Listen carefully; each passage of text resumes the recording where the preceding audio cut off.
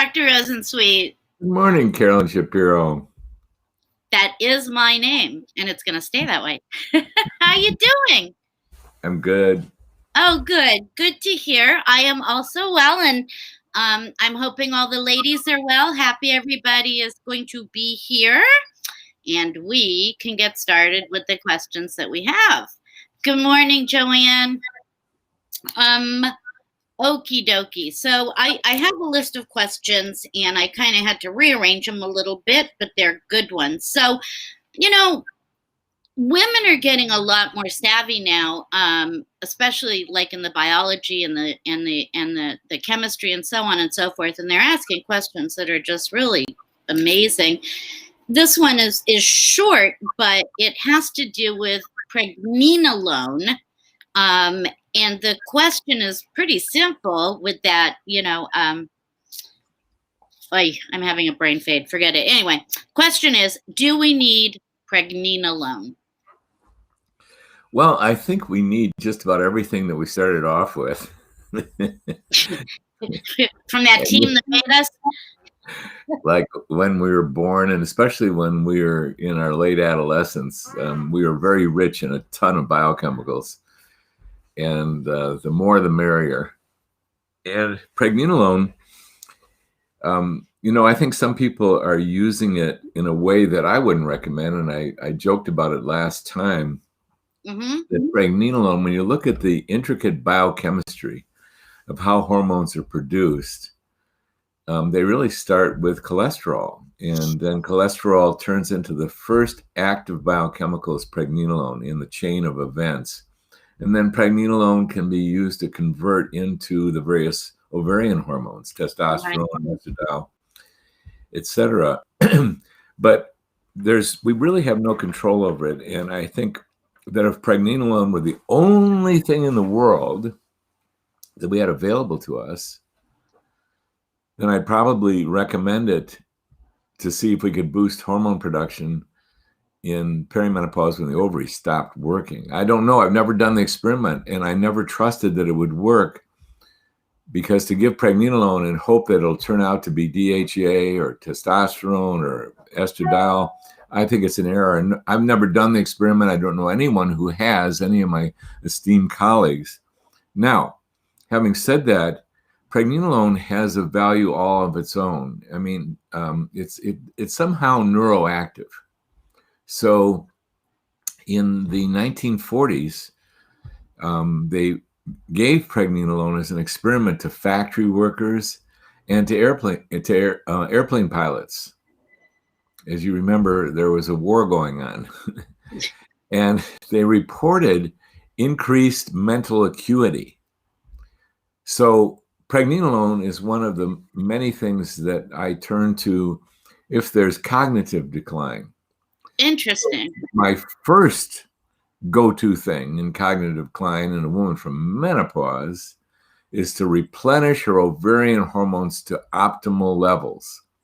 Not youthful levels, but optimal levels. We know what those parameters are, and they vary individual to individual, which is why you want to get an individualized program going. So we're replenishing biased as the two major estrogens, testosterone, progesterone, DHEA, replenish those hormones directly. I want to see on a 24-hour urine hormone test result that all four of those major hormones are sitting in really optimal zones. Bam. Now, if you want to add pregnenolone, especially when there's cognitive decline, and especially cognitive decline that has not been restored by replenishing the hormones, so often just replenishing the estrogens is going to bring back a lot of cognition. Not in everyone. Sometimes we've got to be a lot more aggressive with the estrogen doses and replenish them even to youthful levels. So even though I'm a proponent of not replenishing to youthful levels, not replenishing them to levels that could open a woman up to breast glandular cell proliferation and mitosis, in almost all the instances, there are exceptions. And pushing those levels when cognition is at stake, I mean, think about it. What's it like to not think so well? Well, many women have told me about this. And so we'll do whatever it takes. And for women who are not getting cognitive corrected by standard doses of replenishing the ovarian hormones, I would add pregnenolone and do an experiment with it. See what happens. See if you can jack up the pregnenolone and get some cognitive restoration. Or certainly have reasonable doses of pregnenolone as part of anyone's cognitive program should the ovarian replenishment not really do the job. Right. And so to me, it would just seem that you really would need a specialist to do this, because I can't really see me walking into my doctor's office here, going through what I did and say, could I have some pregnenolone? He'd look at me like, I know, you know, I just know it. And so, you know, that's that. Well, and pregnenolone you can get over the counter. So you can? Yes, you can. I didn't even know that. Yeah. So, you know, if it was the only thing available, if it's the only approach to women, I'd say go for it. Right. And, you know, you made a cute joke the last time, and you were talking about eating a stick of butter, which is not exactly the best thing to do, but maybe they did that way back in the day. Who knows, when they were just learning about all this 8 million years ago, right? Well, thank you very much for that answer. Oh my God, we have so many people. Carolyn and Kelly. Hi, Kelly, and Paige and Jason J and Paula from Spain, of course, and our Facebook user. And good morning, everybody. My second question has to do, again, with DIM. And, you know, we repeat this a lot and these things. And I just want to put this in that it's important, I think, to repeat. It took me about 100 times to hear some of these things before I actually could wrap my head around what was being said. So thank you for your patience, Dr. R, in these questions and answering them again for us. In regards to DIM, is this something that we need? Is it optimal? Is it good? Is it bad? People are confused about DIM. And I appreciate, Carolyn, the benefit of repeating things. I mean, I know this personally. There's things like on the 50th repeat, I'll go, oh, I get it. So no problem. No problem. Thank you. And DIM stands for diindolyl methane. And it's a popular supplement that you can get through supplement companies, and you can get in your local health food store. And when I first learned about it, I learned about it from one of my favorite scholars that's really at the base of that organization that you're getting trained to be a health coach by. And it also comes in another form. It's indole 3-carbinol. And really what these are, they're derivatives from the brassica family. So eat your broccoli and eat your cauliflower. Ugh. Because that's where they're coming from. Right. And a friend of mine made this phenomenal cauliflower soup. Heated it up, blended it. Nice thick soup, added some pepper. Woo! It's amazing. But at any rate, that way sounds doable. I was very excited. And the main reputation of DIM is that it facilitates a more healthy metabolism of the estrogens. So, for example, estrogens in the process of being utilized undergo biochemical transformation into things called metabolites. And best information is you want to get the hormones right and you want to get the metabolites right. And one of the things I love about the 24-hour urine hormone test is it includes the 3 principal parent estrogens, estrone, estradiol, and estriol. And it also includes several of the estrogen metabolites. And, you know, if you do a 24-hour urine hormone test on a young, healthy woman, you're going to see a special distribution of metabolites. It's so common. And we discuss it in the book. And the most common one is 2-hydroxy estrone, and there's also 16-alpha hydroxyestrone, and there's also 4-hydroxyestrone, and they come in special proportions in a young woman. And when you start to see disproportion in a menopausal woman that you're treating, you wonder what's going on there. And there is controversy. There's controversy that this is really significant.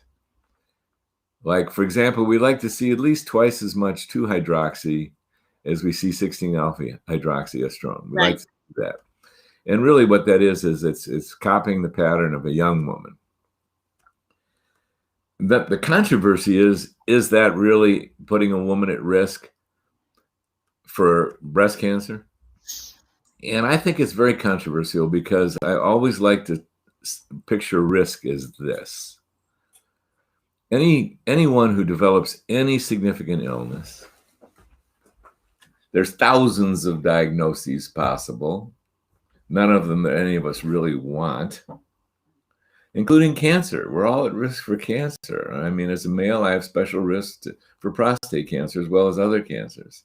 And women have special risks for breast cancer. And there's reasons why males are at risk for prostate cancer and women are at risk for breast cancer.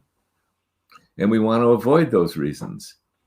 And as I pointed out before, when someone is wanting to know about their health in general or their longevity or their risk for cancer, or someone has cancer, we really want to know about the cause. I pretend this. I say to them, let's pretend that someone took a video camera recording of you from the moment you were conceived until this very moment, 24/7.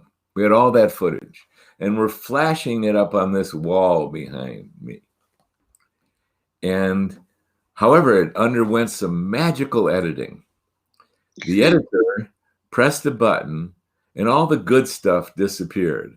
All the happiness, all the fun, all the pleasure, all the times you ate good food, all the times you exercised properly, all the times you responded with elegance to the stress in your life and you didn't trigger the fight or flight stuff. Well, we edited all that out, made it disappear, and we watched the rest of the video. What would remain with all the indiscretions of eating, all the toxins that you had been exposed to, all the ways, all the times you did not respond elegantly to the stresses in your life, you got bent out of shape, or you repressed it, etc., or you took some kind of substance to mood alter like sugar or drugs or whatever. We would be looking at 1,000 causes of why you have a diagnosis at the age you are. The causes of illness are extensive and they're lifelong and they add up. It's like an automobile. My beloved automobile just passed the 107,000 mile mark. And interestingly enough, it had a warranty on it for 100,000 miles. And fascinatingly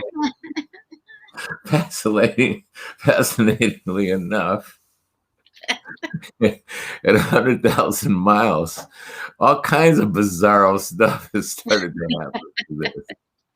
And as we know in automobile mechanics, mileage really matters. What isn't the mileage? And the human body is very different. We can heal. Holy mackerel. We can develop adversities and not so pleasant diagnoses and symptoms, etc., and we can heal. But the bottom line is, once again, there's thousands of causes to any of these illnesses that we get, including the most serious ones. So when someone focuses in their ultra electron microscope on whether 2-hydroxy is going to cause cancer or not, I always put it in perspective and I say, it's not like that. And I don't want people to get excessively worried. Well, that worry, yeah. It's a worry thing. They get worried over one thing or another. It's like a little bit of information can drive you nuts. It's called the medical student's disease. The Merck manual. In medical school, I would study about a disease, and then while I'm reading about it, I was sure I had it. Oh, yeah. And then we'd go on to the next disease, and I'd go, oh my God, I've got this disease. So I don't want to, I want to put things in perspective and say, are you going to actually get a disease so intense as breast cancer because there's an irregularity in how much 2-hydroxy as opposed to 16 alpha? Well, how did I get off on this tangent? Because DIM is, its primary reputation is if you have an unfavorable 2-to-16 ratio, it's going to correct it. And so when I first saw my first unfavorable 2-to-16 ratio, I got all excited. I had something I could do. I could prescribe something. Here, take this supplement, DIM. Take 2 a day and increase your broccoli and cauliflower intake. And because I can see the actual absolute results of something I prescribe, if they're supposed to have an outcome on hormones, I get to see it in the 24-hour urine hormone test results. So I should be seeing a correction of that 2-to-16 ratio. Well, having seen thousands of these tests, I can tell you it's not as reliable as it's made out to be. In fact, I've had people comment to me that, yeah, the whole thing became so popular because people love to think that there's something they can do. And so they do something, and you can sell another supplement, and you can sell another test. So, like power of suggestion? Well, I don't know if it's the power of suggestion. Sometimes healthcare providers get all excited because they can do something, and they gravitate to something that's got a reputation that it can do something, but it doesn't necessarily play out that way. And especially when we're talking about how estrogen is metabolized, we're really talking about the liver. Yeah. Oh, gee, the liver. How are our livers doing? Well, as a health coach in training, you're getting exposed to, maybe people have liver compromise. Like a 20-year-old can drink a cup of coffee every hour. And they have to drink a cup of coffee every hour if they're going to stay awake. If they have to study for exams for something like that, as I did when I was in my 20s. I drank a cup of coffee an hour. Why did I have to drink a cup of coffee every hour? Because when I drank it, it would wake me up at midnight. But my liver was so powerful and healthful that within an hour, I was getting drowsy again. Because my liver had taken that caffeine and just ground it and spit it out, so to speak, metaphorically. Yes. I drink another cup of coffee at 1 a.m. Well, now I wouldn't dream of a cup of coffee, taking a cup of coffee at dinner. I wouldn't dream of it, because if I did, my liver would take quite a while to process it, and I'd probably be awake, and I wouldn't go to sleep so easily. So it is very relevant at the change of life in the 50s to question 2-to-16 as an indicator of how healthy is in general is the liver. And get you to a health coach, get you to a naturopath, get you a holistic doctor, someone who really understands what's necessary to heal and get more healthy. And there's a bunch of general stuff, and one of them is to detoxify, so you give the liver a break, and you can get your liver's nose above water again. And there's all kinds of things you can do for the liver. Dietary, there's things called liver flushes, there's coffee enemas, there's diets that really promote the health of the liver, or there's another thing called don't poison yourself anymore. Yeah, that one. It's old-fashioned. You don't want to really take it seriously, right? Just kidding. Old-fashioned. Yeah, don't poison yourself anymore. And I think anyone who gets interested in their health, it's absolutely startling how many poisons we're exposed to from our household cleaning supplies to dry cleaning to not eating organic food. It's astounding how much toxicity comes in through what looks like food but isn't. It's right. Product of agribusiness. So here I go again. Simple question. What about DIM? I'm going, yeah. What about the liver? The weeds. What about the liver? And what about, and the good news is for all of you out there, you can do what it takes to get healthy. You can take the nutritional program you're on now, and over the course of time, tune it up and continue to tune it up until you are on an impeccably healthy diet. You can do that, and you can do it under the guidance of a health coach or a physician, or and all kinds of people who are knowledgeable, or you can learn about it yourself, or you can do a combination. But from now until someday, you can be on one of the healthiest diets in the world, and that's going to accomplish two things. You're going to need that nutrition, and it's going to eliminate toxicity of one kind. And you can go in there and you can clean up your house.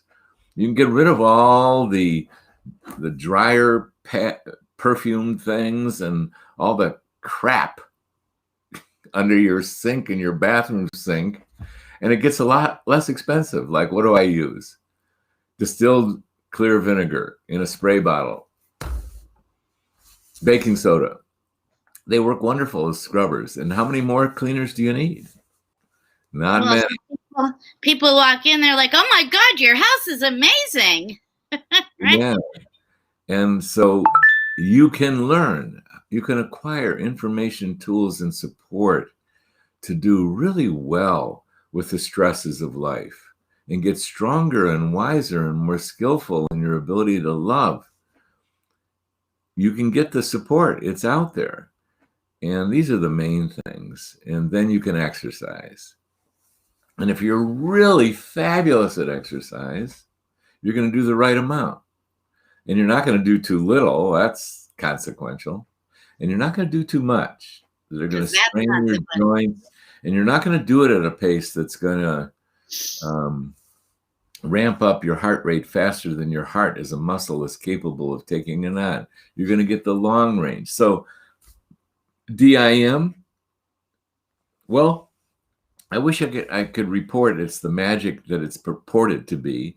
And I'm sure there's people out there who have played with DIM and have done the testing and it's done better. But I'll tell you one thing, I ate a lot of broccoli and a lot of cauliflower. And that's the source of DIM. So end of my comment on DIM. Well, thank you so much for that.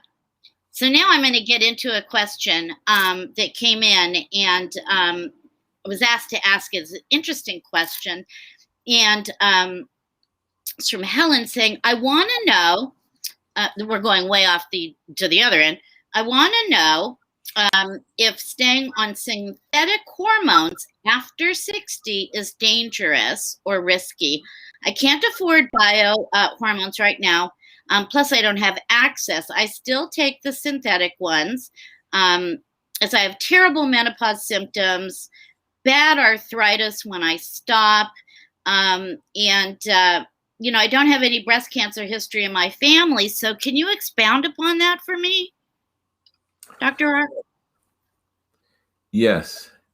Thank you. I'm a super fan of the best stuff that's available on this planet, which is compounded bioidentical hormones that are molecularly identical to the ones that your ovary used to produce. And having said that, at the other end of the spectrum are hormones that became very common in even the 40s and 50s and then 60s and 70s and 80s of the previous century. They were derived from horse urine. Right. Because horses have a lot of hormones in their urine.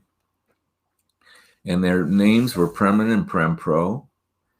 And they were the most popular way to treat women in menopause. 40% of American women in 2002 were in menopause, were being treated with these horse urine-derived estrogens.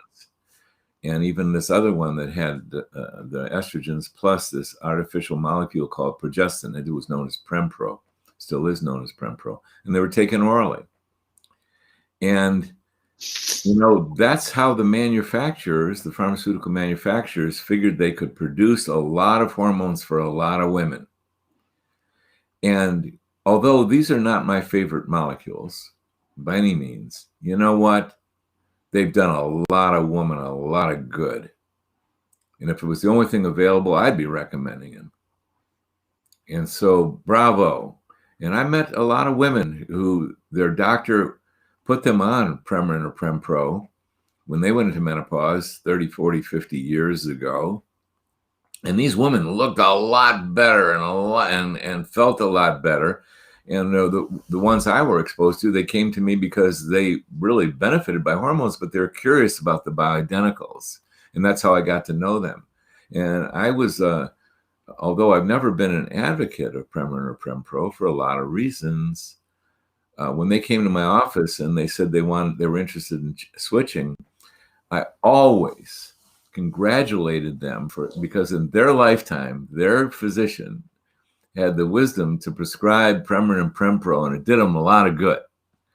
And then it was Premarin or Prempro, as you know so well, Carolyn, that were the object of the false reporting of the Women's Health Initiative study in 2002, and it scared American women and all over the world about getting treated with hormones at all. And they were really talking about Premarin and Prempro. They were really talking only about Prempro as being increased risk for breast cancer, heart attack, and stroke.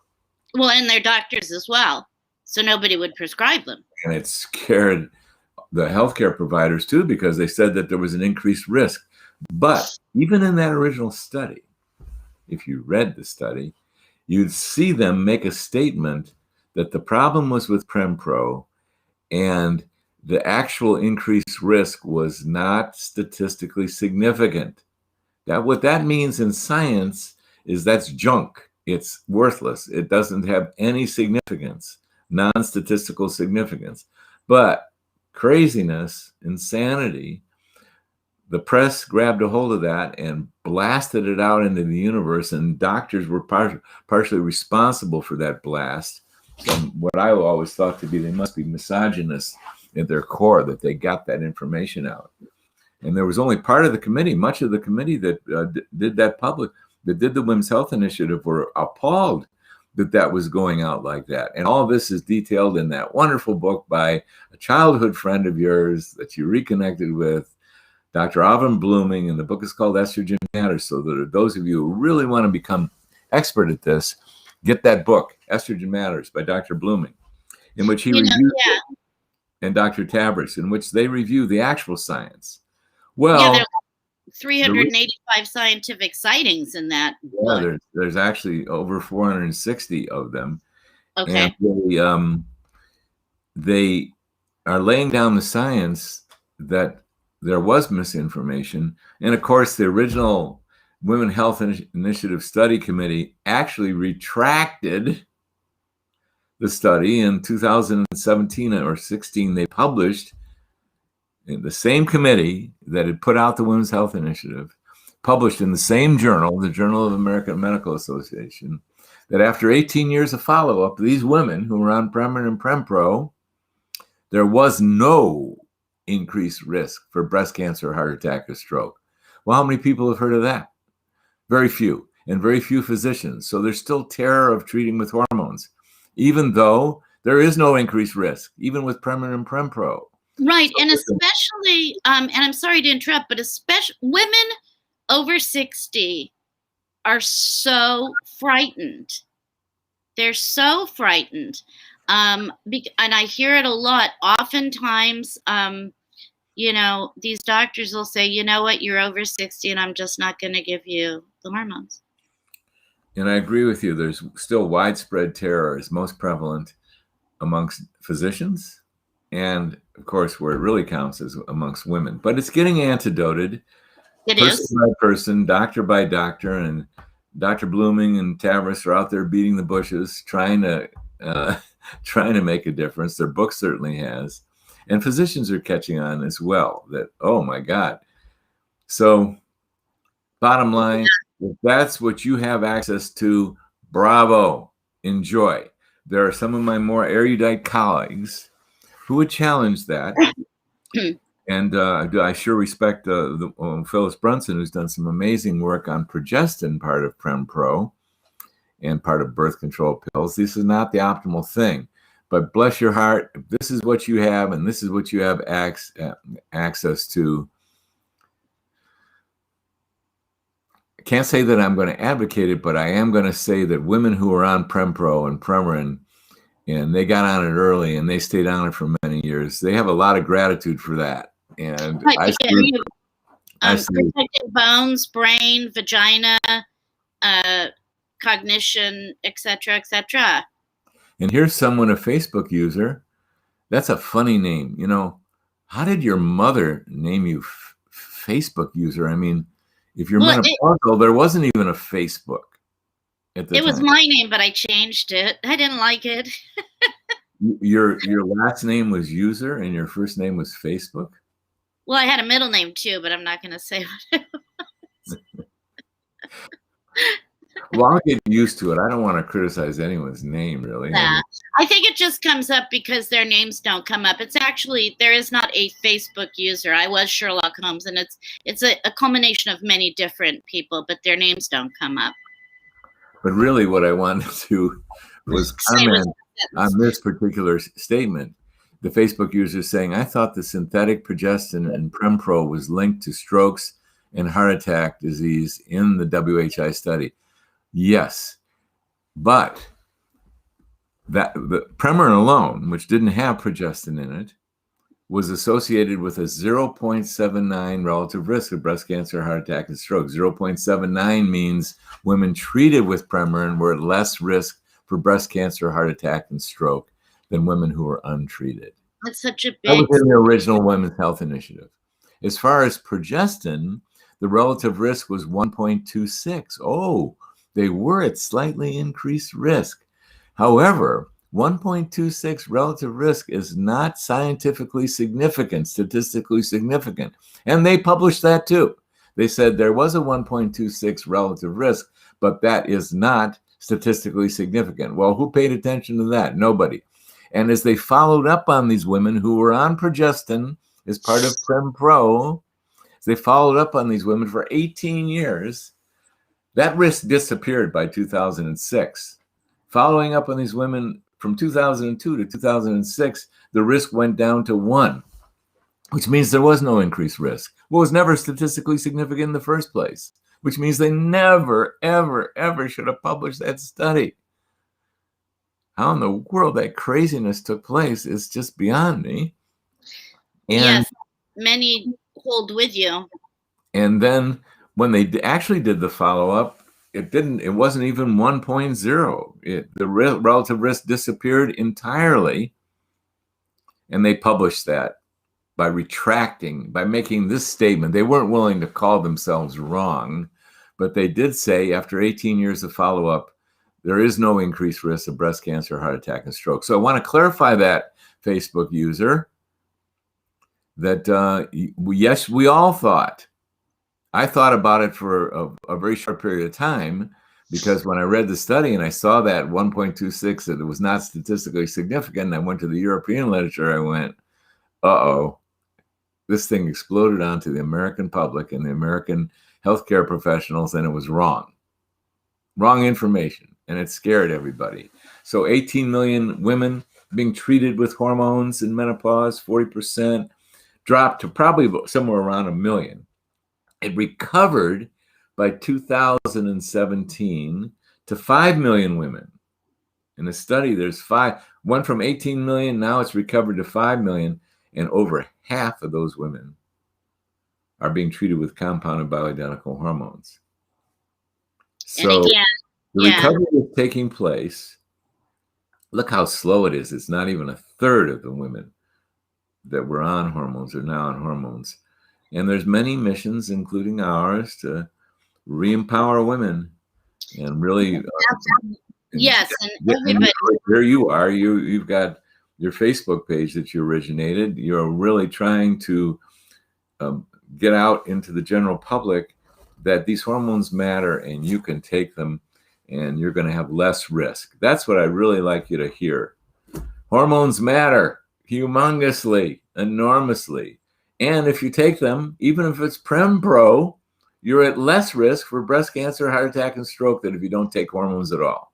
Which is the biggest thing. And we have another Facebook user says, my friend's mother was on Premarin and into her 80s, but when she was taken off, why she was, I don't know. Her heart health and cognitive health declined very quickly. She developed heart disease, dementia before dying after many years in a long-term care home. Isn't that something? It's so sad. It's very sad. And, that's the thing about these hormones. We want them. We need them. They're the most powerful biochemicals we got floating around in our whole body. And the consequences of stopping these hormones, I mean, for example, estrogens will prevent osteoporosis in most women. However, if at the age of 85 they decide to stop taking hormones, they're going to very rapidly develop osteoporosis, even though they didn't have it because they were being treated with hormones. And here's the story of someone, they stopped the estrogens and they developed dementia. And, we can't 100% say dementia is a complex story, but a lot of it is related to estrogen deficiency. So that could have been the major cause, is how she fell off the cliff. So this is big deals. And we amongst many voices are trying to reverse and antidote that false information. Here's the correct information. Women who are treated with hormones are at less risk for breast cancer, heart attack, and stroke than women who are not treated with hormones.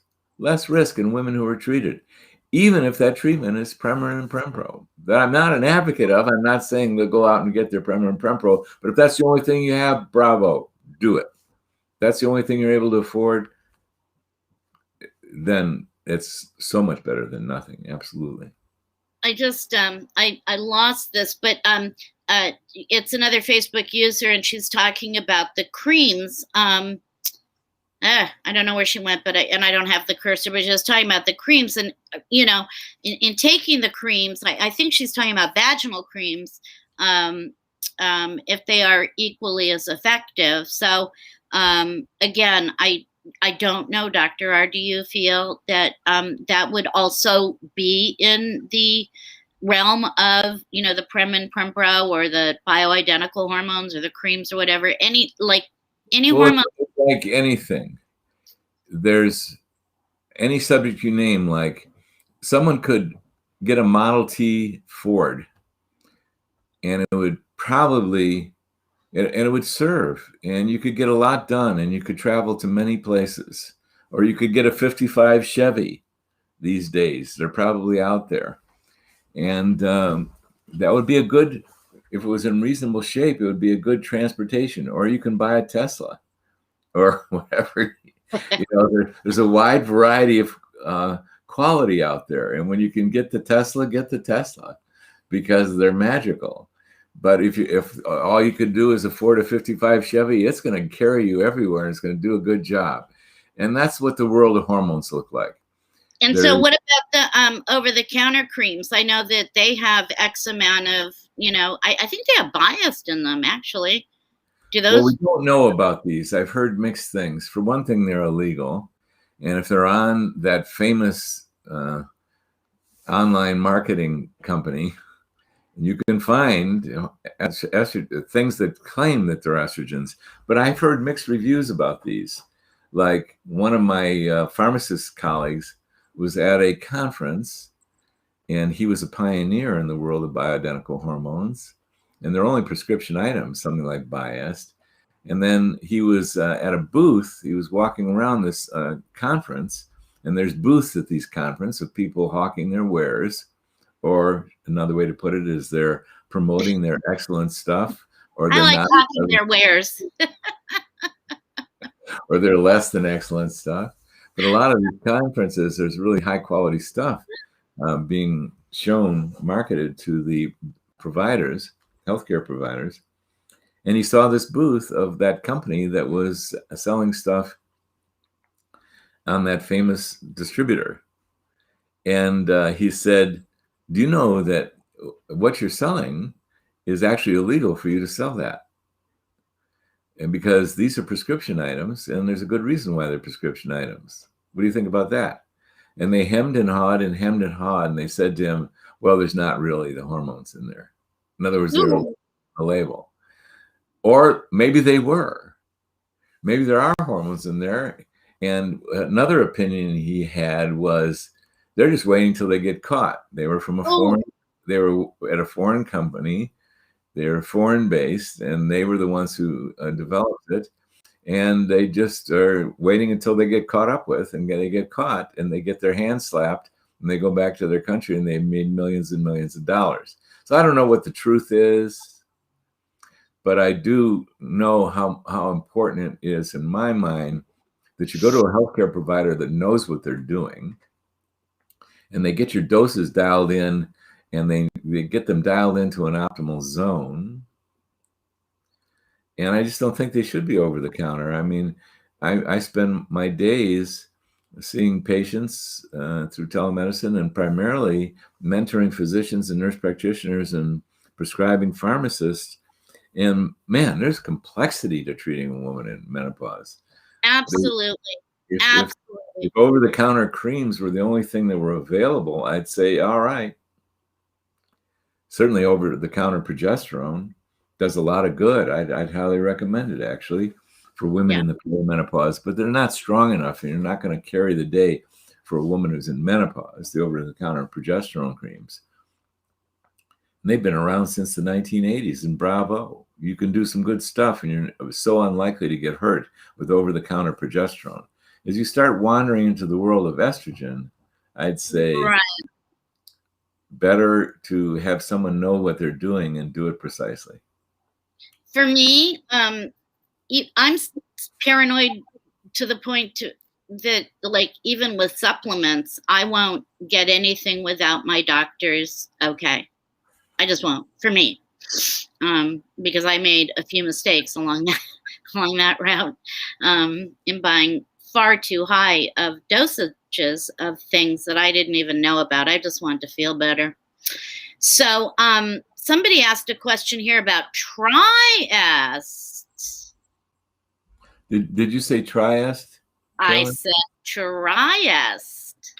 Well, if we do a 24-hour urine hormone test on a healthy young woman who's menstruating, and if we do it at the proper time in the cycle, which is week 3, we're going to see a certain common distribution of the 3 parent estrogens. We're going to see about estradiol is the most potent of the estrogens put out by the ovary. Estrone is about 80% as potent as estradiol.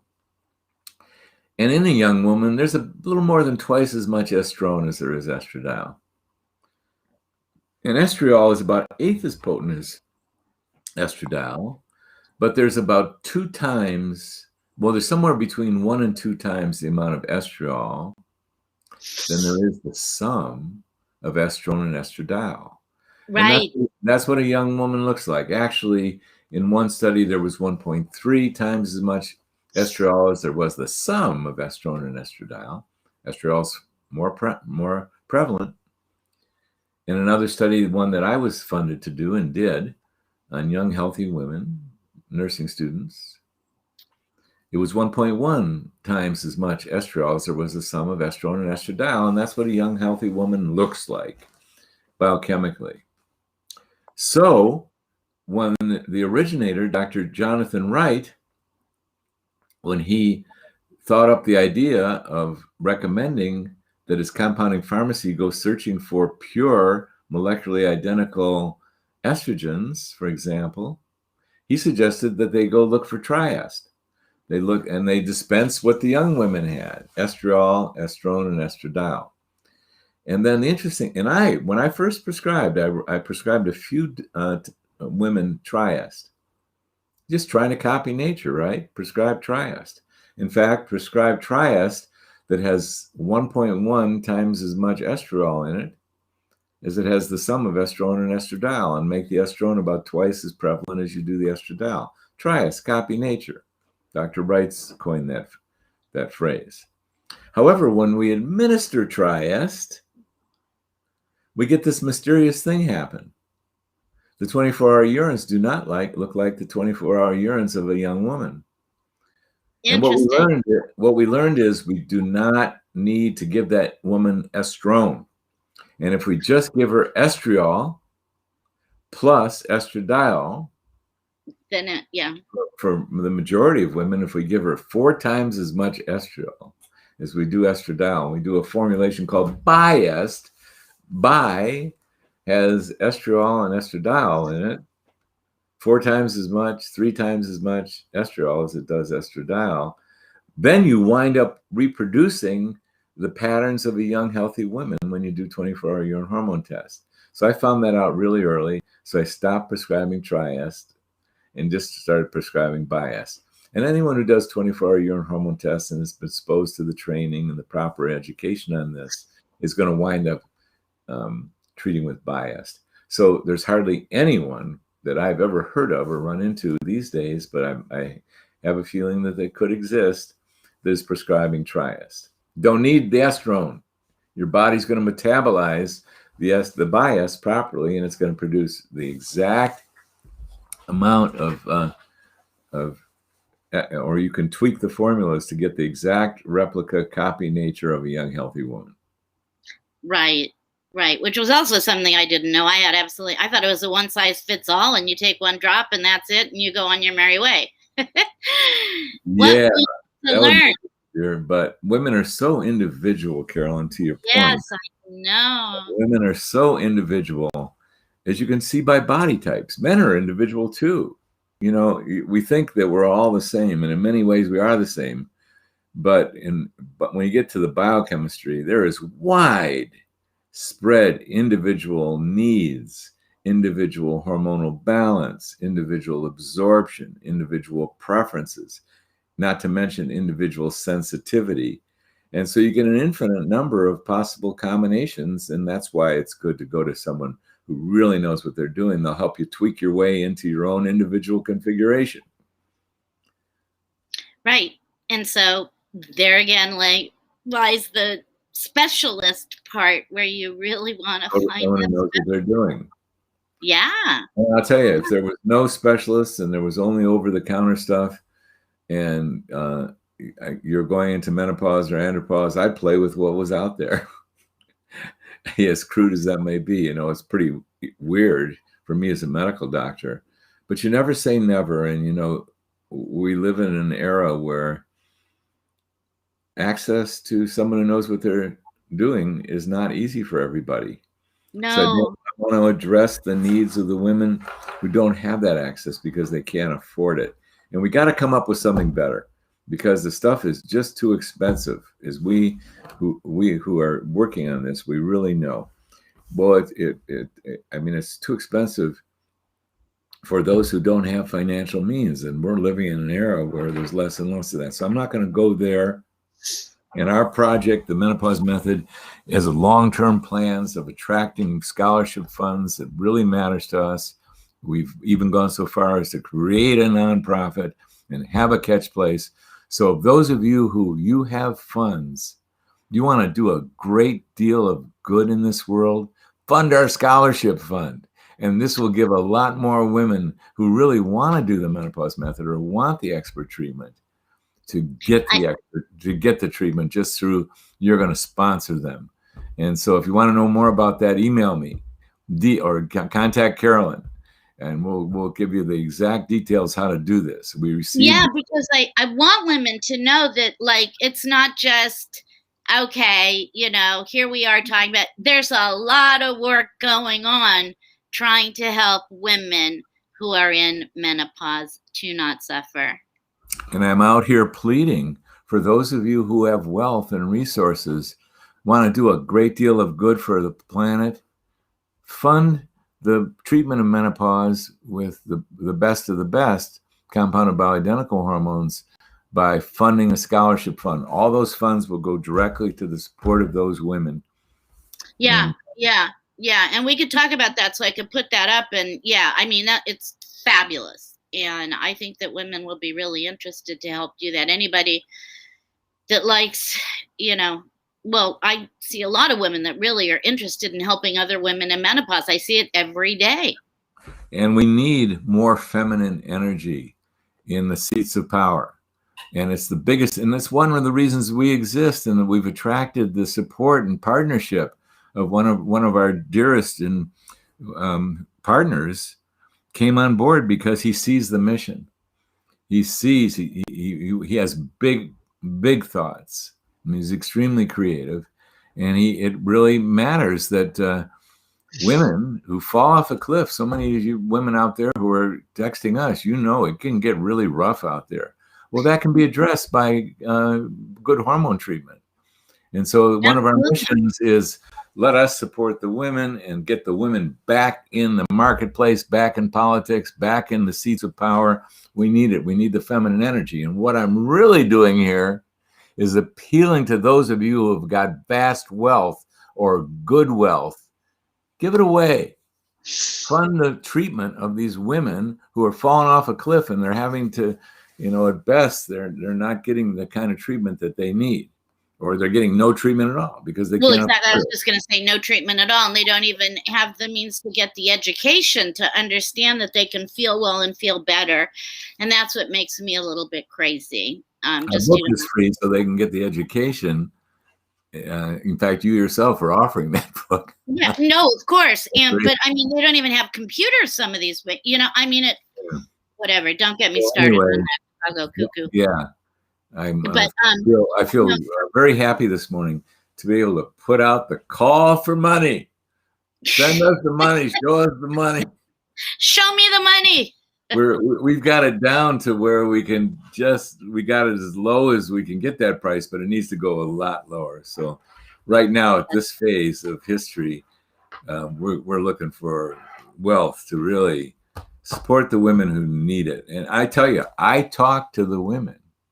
I know. Every day I'm talking to some woman who wants this so desperately, but when they hear the price tags, they just can't do it. And it's heartbreaking.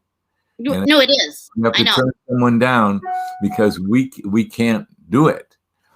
So I tell you, it's very personal.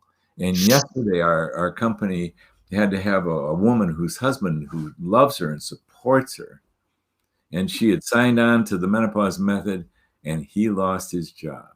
Oh God! You can't do it. And I just I have tears in my eyes right now. I know I'm lingering on this one. But it really matters. There's people who are hurting out there, and they can't afford it. And I felt awful that we just couldn't do it. We didn't have the resources to do it. But the resources are out there. So if you have the resources and you want to support humanity, support the women. They'll support humanity. They'll support their families. They'll support their marriages. They'll support their businesses. And God help us, they're going to get into politics and make even more than they are and change this world towards the feminine energy. So there we go. Totally. And, I get it. But, thank you for that. What a great idea. Scholarship program. Lack of funds is a huge reason. A lot of women do not get the proper care for sure. And I get that. So Dr. Rosensweet, honest to God, thank you. I remember starting the CBHRT page when you went to Washington on our behalf, and there's a lot to do. So that's a whole other world. And boy, it's a big deal. I want you to see my tears. I'm connected to the patients. I'm connected to the women. I talk to them every day. It's a big deal to someone who really wants it and can't get it. And we're scrambling to get our what it costs us to do everything we do down as low as we can, but also we're at a phase where the support is needed, and it could really matter. You see individual women come back online. It's so rewarding when that happens. So there you go, folks. Happy Tuesday. So, I want to apologize that we didn't get to some of the questions. and I apologize about that. I had put it out there that we were going to, and then we just were not able to. So I apologize about that. You've answered all of our questions beautifully. If you can screenshot me some of these, that would be great, because I just don't have a cursor. Good. Here we go, Carolyn. I actually have done this, and here comes some. Oops. And I can call some out that I see here. That'd be great. Because broccoli sprouts. Love broccoli sprouts. Why do I still have nausea and aches in my back 2 months into HRT? Well, there's two possibilities, or probably more than two. But when you replenish hormones properly, you stop wondering, are the symptoms that didn't go away from hormone imbalance?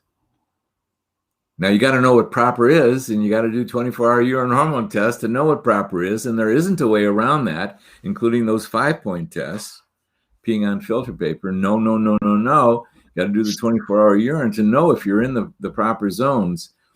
And so when you're saying I still have nausea and aches, they're either not related to hormones at all if you are in the proper treatment zone, but it's very possible to have symptoms, including aches and pains and nausea, if your dosages are incorrect and imbalanced. I remember well. There can be a lot of other causes too. Yes, but I remember well. I remember well. You're saying treat the menopause, and then treat whatever's left over. And there will be many times that there won't be anything left over. That's right. Won't be anything significant. You'll be so grateful you won't even care if there's a few squeaks and moans. Right. I don't care if I throw up every morning. I feel great.